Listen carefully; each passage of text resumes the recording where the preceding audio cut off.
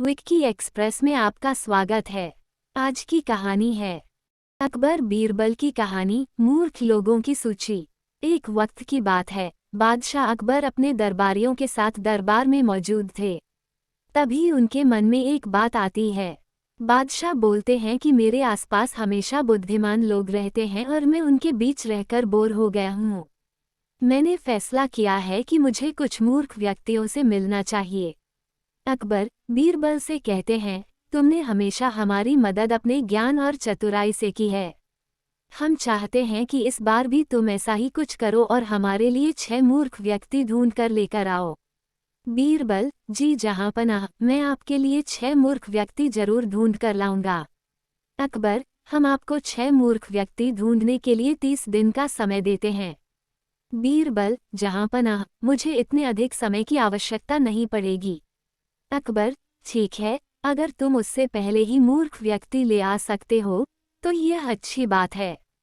इसके बाद बीरबल मूर्ख व्यक्तियों की तलाश में निकल पड़ता है।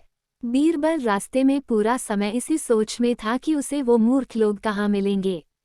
तभी उसे गधे पर बैठा एक आदमी दिखाई देता है जो सिर पर घास की गठरी रखे हुए था। बीरबल ने तुरंत घोड़ा रोका और उससे उसकी पहचान पूछने लगा। बीरबल, कौन हो तुम और ऐसे गधे पर बैठकर और घास अपने सिर पर लेकर क्यों जा रहे हो? व्यक्ति, मैं रामू हूँ और मेरा गधा कमजोर व थका हुआ है, इसलिए गधे का बोझ कम करने के लिए मैंने घास की गठरी अपने सिर पर रखी है। ये सुनकर बीरबल सोचता है कि मुझे पहला मूर्ख व्यक्ति मिल गया। फिर बीरबल उससे कहता है कि तुम जानवरों के बारे में इतना सोचते हो, इसलिए मैं तुम्हें बादशाह अकबर से इनाम दिलवाऊंगा। ये कहकर बीरबल उस व्यक्ति को अपने साथ चलने के लिए कहता है। इनाम की बात सुनकर रामू बीरबल के साथ हो लेता है। बीरबल और रामू कुछ दूर चले ही थे कि बीरबल को 2 व्यक्ति आपस में लड़ाई करते हुए दिखाई दिए। बीरबल उन दोनों व्यक्तियों को लड़ने से रोकता है और उनसे पूछता है कि तुम दोनों कौन हो और किस बात के लिए लड़ रहे हो। पहला व्यक्ति, जनाब मेरा नाम चंगू है। दूसरा व्यक्ति, और मेरा मंगू है। मंगू, जनाब मुझे चंगू कहता है कि इसके पास शेर है जिसे वो मेरी गाय के शिकार के लिए छोड़ेगा। चंगू, हाँ मैं ऐसा ही करूँगा और मुझे बहुत मजा भी आने वाला है। बीरबल, कहाँ है तुम लोगों की गाय और शेर? मंगू, जनाब जब भगवान हमें वरदान देने आएंगे तो मैं उनसे गाय मांगूंगा और चंगू शेर मांगेगा, जिसे यह मेरी गाय पर छोड़ने की बात कर रहा है। बीरबल, अच्छा ये बात है। उनकी बातें सुनकर बीरबल समझ गया कि उन्हें 2 और मूर्ख व्यक्ति मिल गए हैं। बीरबल इनाम की बात कहकर उन्हें भी अपने साथ ले लेता है। उन तीनों को लेकर बीरबल अपने घर पहुंचता है और फिर सोचने लगता है कि बाकी के मूर्ख व्यक्ति कहाँ से ढूंढ कर लाऊं। बीरबल उन तीनों मूर्खों को अपने घर में ही रहने के लिए कहकर बाहर चला जाता है। जब बीरबल और मूर्ख लोगों को ढूंढने के लिए बाहर आता है तो उसे एक व्यक्ति दिखाई देता है जो कुछ ढूंढता रहता है। बीरबल उसके पास जाकर पूछता है कि आप क्या ढूंढ रहे हैं?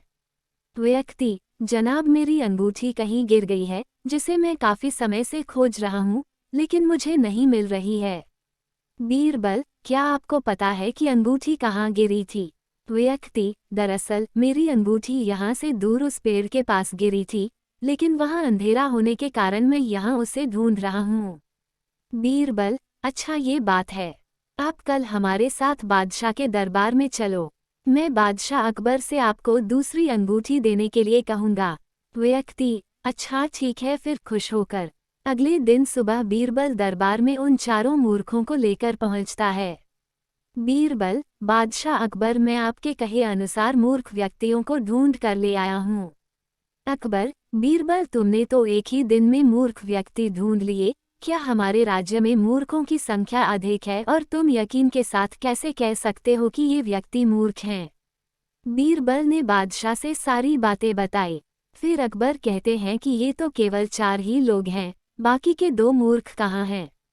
बीरबल, जहांपनाह यहाँ पर 6 मूर्ख व्यक्ति हैं।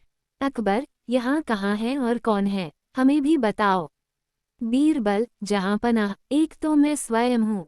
अकबर, तुम मूर्ख कैसे हुए? बीरबल, मैं इसलिए मूर्ख हूँ क्योंकि मैं इन मूर्खों को खोजकर लाया। अकबर, फिर अकबर हंसने लगता है और कहता है कि मैं समझ गया कि दूसरा मूर्ख कौन है, पर मैं तुमसे सुनना चाहता हूँ। बीरबल, दूसरे आप हैं जहाँपनाह, जो आपने मुझे मूर्ख व्यक्तियों को लाने के लिए कहा। बीरबल की बातें सुनकर अकबर उसकी प्रशंसा करने लगते हैं और कहते हैं कि बीरबल के पास हर सवाल का जवाब होता है।